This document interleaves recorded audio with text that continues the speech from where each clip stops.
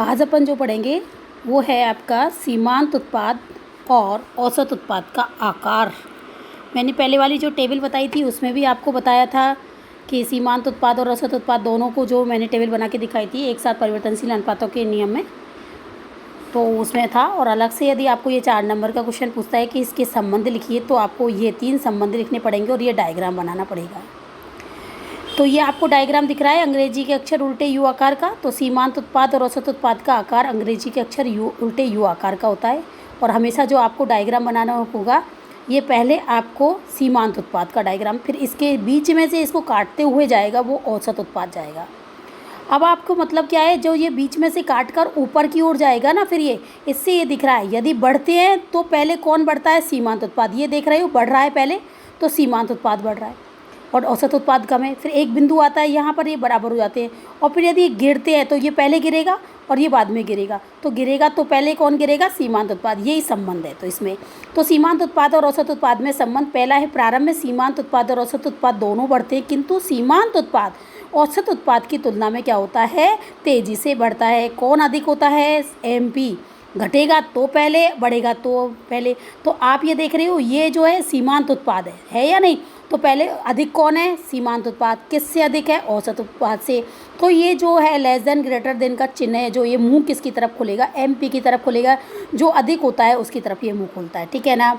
अब ये जो E बिंदु है, यहाँ पर सीमांत उत्पाद और औसत उत्पाद दोनों कैसे होते हैं, बराबर होते हैं। MP = AP होता है।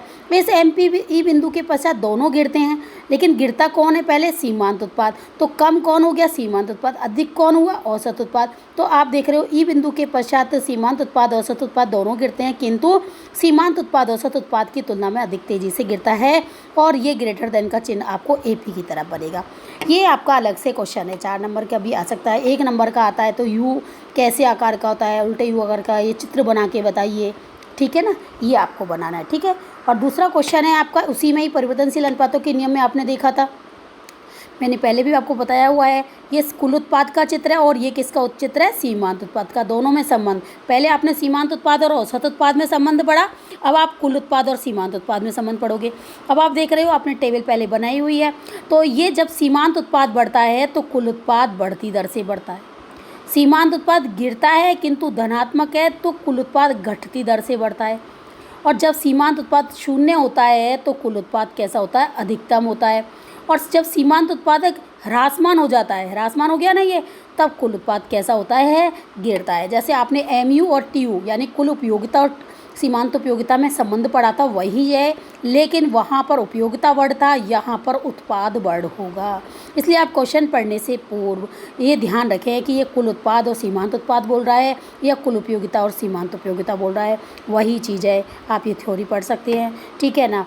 अब एक नेक्स्ट क्वेश्चन है आपका, एक जैसे आपका ये चित्र है ना, A बिंदु तक B बिंदु तक, तो आप ही बता सकते हो, इसमें बताया हुआ है A बिंदु तक जब ये बढ़ रहा है तो कुल उत्पाद बढ़ती दर से बढ़ रहा है।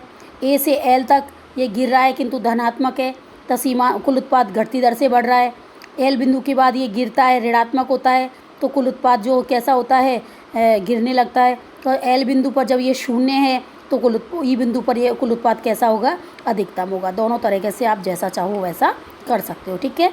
अब एक उत्पादनकर्ता, मैंने आपको ये भी क्वेश्चन बताया हुआ, कौन सी अवस्था में उत्पादन करेगा और उत्पादन की विवेकपूर्ण अवस्था का वर्णन करो। तो एक उत्पादनकर्ता द्वितीय अवस्था में ही उत्पादन करता है। क्यों करता है, क्योंकि इस अवस्था में सीमांत उत्पाद किससे कम होता है, औसत उत्पाद की तुलना में कैसा होता है, कम होता है। तो इस अवस्था में ही उत्पादन अधिक होता है और लागत कैसी आती है, न्यूनतम आती है, ठीक है। एक उत्पादनकर्ता की प्रथम अवस्था में इसलिए नहीं करेगा क्योंकि श्रम की कम इकाई लगाने पर जो कुल उत्पाद अधिकतम है तो कम होगा। मतलब कहने का मतलब है, आप लगा रहे हो कि प्रत्येक व्यक्ति अधिक उत्पादन करता हुआ जा रहा है, तो अपन क्या सोचते हैं, और व्यक्तियों को उत्पादन पर लगा लें जिससे और अधिक उत्पादन होगा। फिर दूसरा और अधिक इकाई उत्पादन कर रहा है तो अपन सोचते हैं तीसरे को और लगा लें। तो इस तरह से प्रथम में तो हम यूँ रह जाते हैं और वहाँ पर अपना जो होता है सीमांत उत्पाद अधिक होता है, ठीक है ना। और तृतीय अवस्था में वो उत्पादन क्यों नहीं करेगा, क्योंकि हमारा कुल उत्पादन क्या होने लगता है, गिरने लगता है। यानी सीमांत उत्पादन कैसा हो जाता है, ऋणात्मक होता है।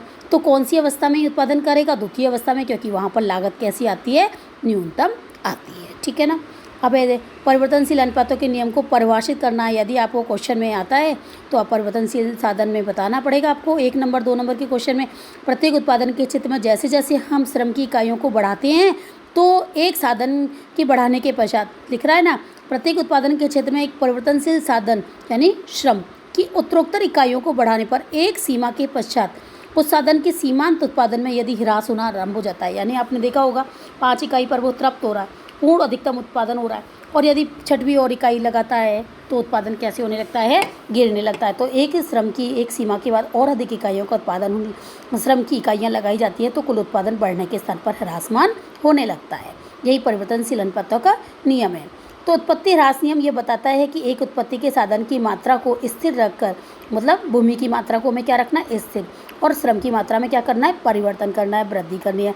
तो अन्य साधन की मात्रा में उत्तरोत्तर वृद्धि की जाए तो एक निश्चित बिंदु के पश्चात उत्पादन में घटती दर से क्या होती है, वृद्धि होती है। ठीक है, नेक्स्ट क्वेश्चन है, एक विवेकशील उत्पादनकर्ता अपने उत्पादन को कब तक बढ़ाएगा। तो एक विवेकशील उत्पादनकर्ता अपने उत्पाद को जब तक बढ़ाएगा जब तक कि उस वस्तु की सीमांत लागत, ये लाइन है, इस पर अंडरलाइन भी कर लेना, और मोस्ट क्वेश्चन भी है ये 1 नंबर का। तो सीमांत लागत उस वस्तु की किसके बराबर नहीं हो जाए, कीमत के बराबर नहीं हो जाए, यानी कि MC इजिकल टू क्या होना चाहिए, P होना चाहिए। MC सीमांत लागत इजिकल टू कीमत होना चाहिए, क्योंकि अपन ने मांग वाले लेसन में पढ़ा था ना कि सीमांत उपयोगिता equal to MU equal to P, यानी कीमत किसके बराबर हो, सीमांत उपयोगिता के। ऐसे ही कीमत किसके बराबर हो, यहाँ पर सीमांत लागत के बराबर। तो वही जहाँ जिस बिंदु पर सीमांत लागत और कीमत बराबर हो जाती है वही बिंदु कैसा होता है, इष्टतम बिंदु होता है, और वहीं पर एक उत्पादनकर्ता अपने उत्पादन को जारी रखता है, उत्पादन को बढ़ाता रहता है। That's all. आज आपका ये लेसन समाप्त हो गया है, कल नेक्स्ट लेसन में पढ़ाऊँगी। ठीक है, ओके।